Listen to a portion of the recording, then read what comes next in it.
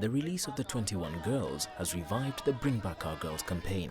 More than 2 years after hundreds of young women were kidnapped from northeastern Nigeria, it appears negotiations between the government and Boko Haram militants are making progress.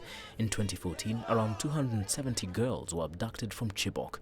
A number of them managed to escape in the Malay. Rebecca Shiaku was one of them. I am so happy and I appreciate BBOG and all with the government. Also, I appreciate all with the soldiers of this country because of my friends that are released from Boko Haram hand. I was very, very happy today. Today is the day for joy for me. While the release is good news, Bring Back Our Girls campaigners say there's still a long way to go. So of course we are so happy for this 21 that we have now. We'll continue to make our demands and ensure that each and every one of the remaining 197 are accounted for.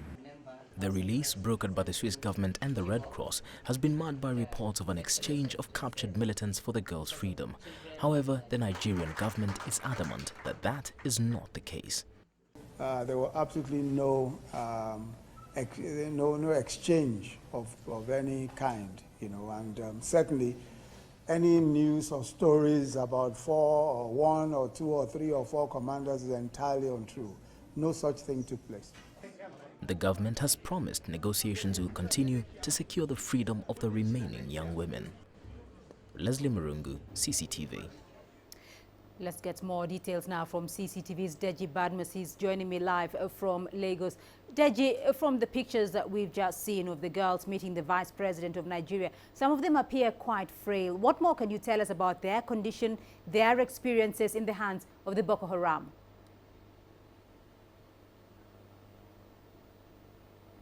Well, Beatrice, it's not a question of some of them appearing frail and emaciated. Virtually all of them appear frail and emaciated, and I think that's just a glimpse of what these girls have gone through over the past 2 years that they were held captive.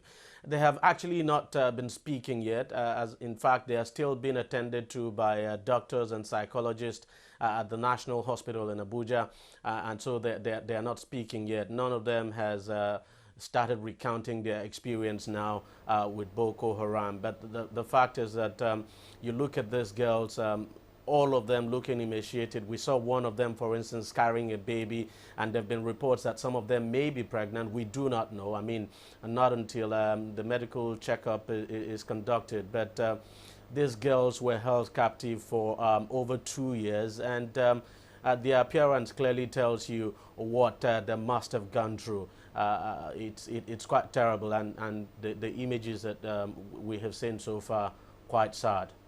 Well, the images do appear very sad there, Deji. What kind of reactions have those visuals, the pictures of the girls, elicited from the Nigerian public?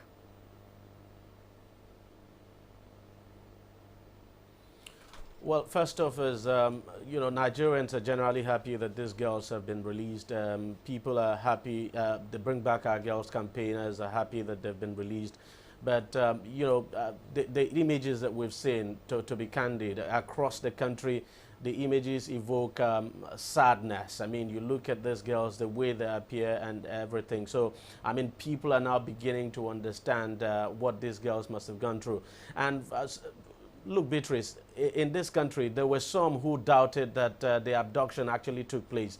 But now those doubts have been cleared, and the people are quite sad. And what people are generally saying is that the government should speed up effort and do everything to get the remaining girls released. But then there's been, everyone has been, giving kudos to the government for making this happen, and that the government should not relax, continue the negotiation to ensure the release of the other girls, at least 197 of them.